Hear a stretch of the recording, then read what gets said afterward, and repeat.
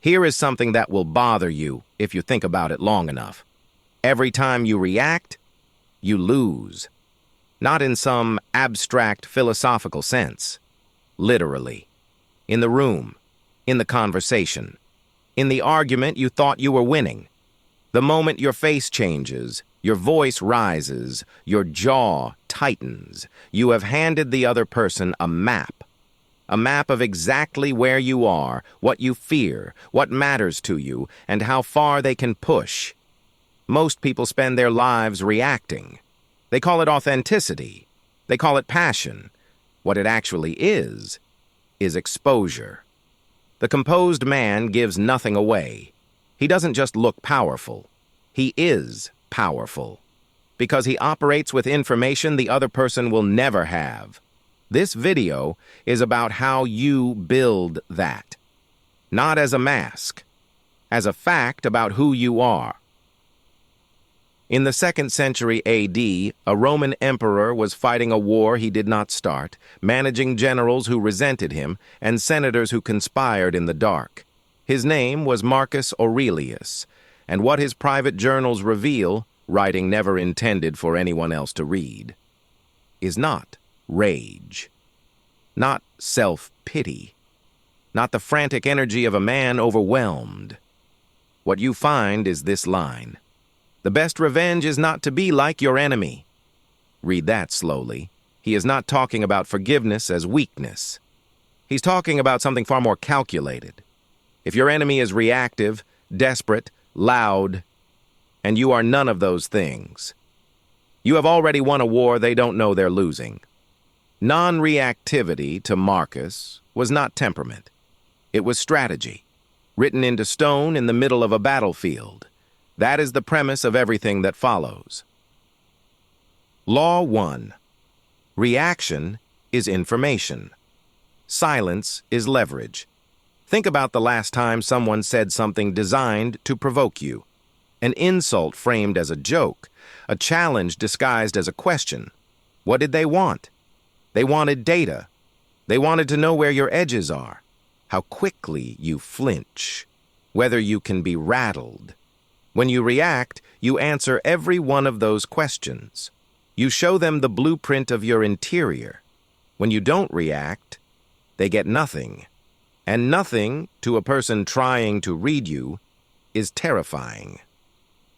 Epictetus, a former slave who understood power dynamics better than most emperors, put it plainly.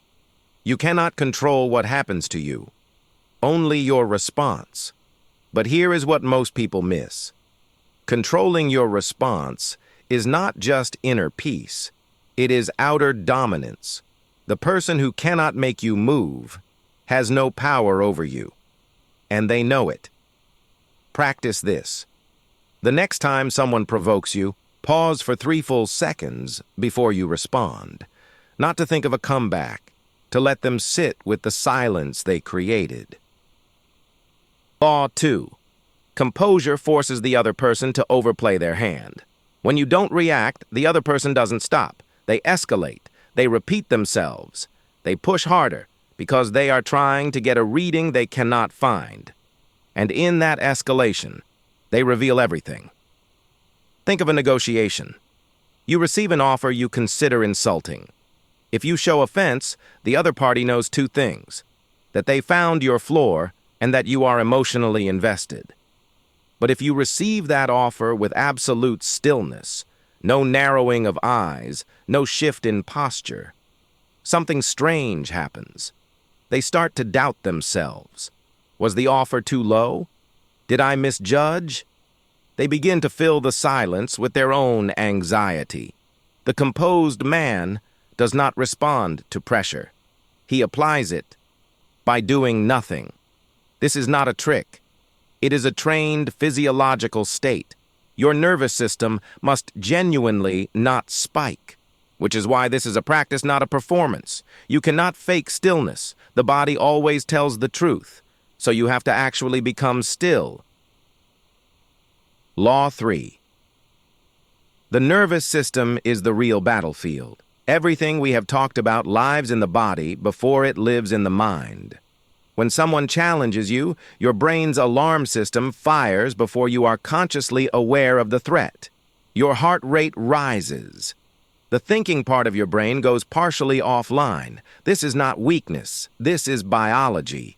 Millions of years of survival architecture built for predators in tall grass, not for a difficult conversation with someone trying to destabilize you with a well-placed word. Marcus Aurelius trained his response system through daily journaling, not to process emotions, but to rehearse composure before the moment arrived. He wrote out the provocations he expected. He scripted his own stillness.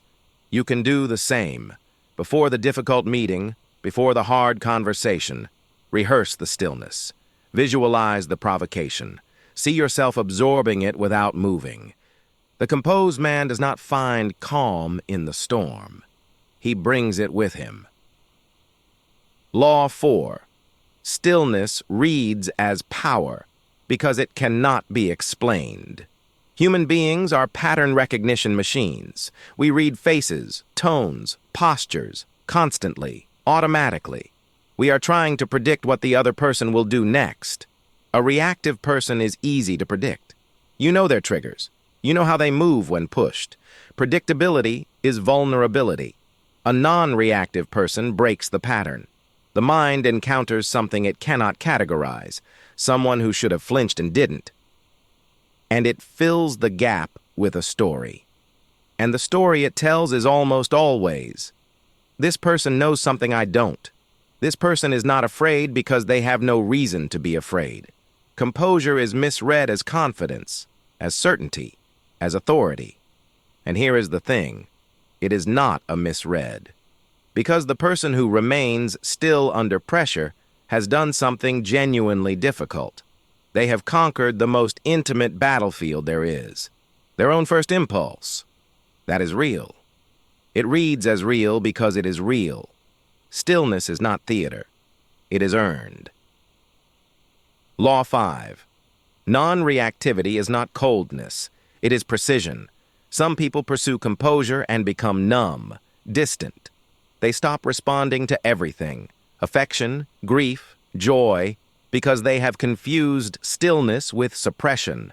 That is not what Marcus Aurelius practiced. Here is the distinction. Suppression is holding the reaction inside where it festers. Non-reactivity is genuinely not generating the distorted reaction in the first place, because you see the situation clearly without the noise of ego or fear. Seneca wrote letters full of warmth. Marcus wept for his children. These were not cold men. They were precise men.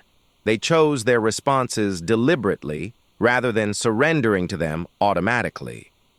The goal is not to feel nothing.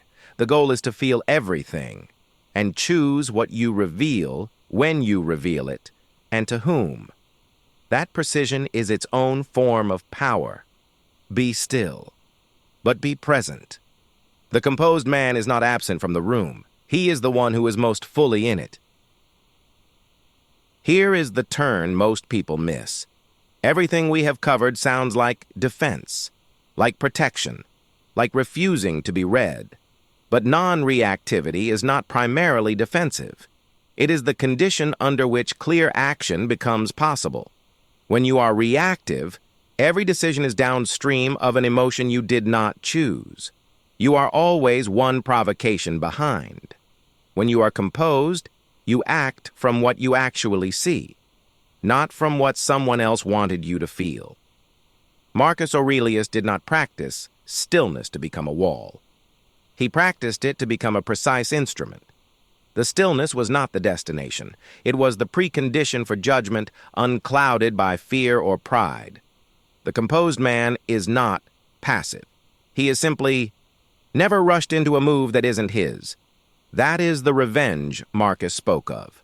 Not endurance, active clarity, the refusal to be authored by someone else's agenda. You stop reacting, and then, only then, you begin to truly act. You will be provoked today. Probably before this video is finished, someone will say something, consciously or not, designed to move you, to get a reading, to find the edges. You now have a choice most people never realize they have. You can give them the information they are looking for. You can be managed, or you can pause, breathe. Let the stillness arrive, not as performance, but as practice, as something you have been building, one held reaction at a time. The Stoics were not teaching detachment from life. They were teaching presence so deliberate that nothing could make you abandon it involuntarily. That is what the composed man carries into every room. Not arrogance, not coldness, clarity. And clarity, in a world of people reacting to reactions, is the rarest power there is. Be still and mean it.